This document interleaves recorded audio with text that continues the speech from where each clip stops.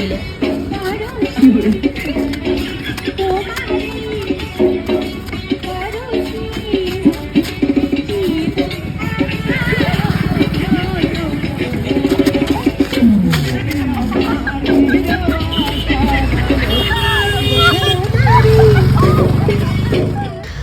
আমাদের মতো তারকাটা মানুষ এরকম একটাও আছে কি না জানিও তো কমেন্ট করে গাইজ তোমরাই।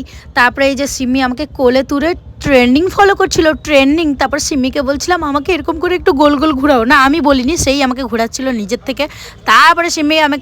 তারপরে আমি সিমিকে বললাম সিমি এরকম করে গোল গোল না ঘুরে চলো এবার হাতে হাত দিয়ে গোল গোল করে এরকম করে ঘুরো তাহলে দূর বাবা, আমি তুলে যাই কেন আমি বুঝতে পারছি না। সিমিকে বলছিলাম চলো ঘুরবো, যে আমরা বাচ্চা নাকি আবার ঘুরবো এরকম গোল গোল করে। তো অনেক জোরাজুরি করার পর তারপর সে রাজি হলো। আর এই যে দেখো গোল গোল ঘুরে পড়ে তারপরে সবাই জানো কেউ খেয়ে দিয়ে আসেনি, সবাই না খেয়ে এসছে।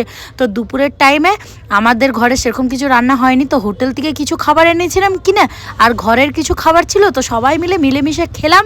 খাওয়া দাওয়া করার পর তারপরে চলে এসেছি সিটি সেন্টারের চার্চে সবাই মিলে ঘুরতে। আর এই যে দেখো আমার ফুল আউটফিট কেমন লাগছে অবশ্যই জানাবে কিন্তু কমেন্ট করে। তারপরে ভাবছিলাম চার্চের ভিতরে ঢুকবো না, তারপরে সবাই বলে চলো চলো ঢুকবো, কিন্তু আমরা লাইন দিইনি যেন, আগে চলে এসেছি আর আগেই ঢুকে গেছি। আর কেউ কিছু বললেও না আমাদেরকে, বললে হয়তো আমরা ঢুকতাম না। তারপরে মজা করতে করতে, আর চার্চটা এখানে খুব সুন্দর সাজিয়েছিল, যেটা আমার দেখতে খুবই ভালো লাগছিল। আর এই যে পদ্মা, আর এই যে পিছনে আছে দিদি, এই দিদি আমার ফলোয়ার ছিল, সবাই আমার ফলোয়ার, আর এখন সবাই আমার ভালো বন্ধু হয়ে গেছে।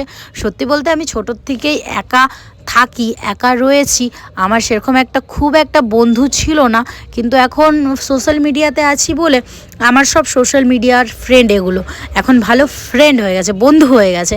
তো যাই হোক চার্চের ভিতরটা অনেক সুন্দর সাজিয়েছিল, তো পুরো চার্চটা আমরা ঘুরে ঘুরে দেখছি। আর এখানে সিম্মির মুড কেন যে অফ বুঝতে পারছি না, ওর মনে হয় কেউ মারা গেছে, মজা করলাম।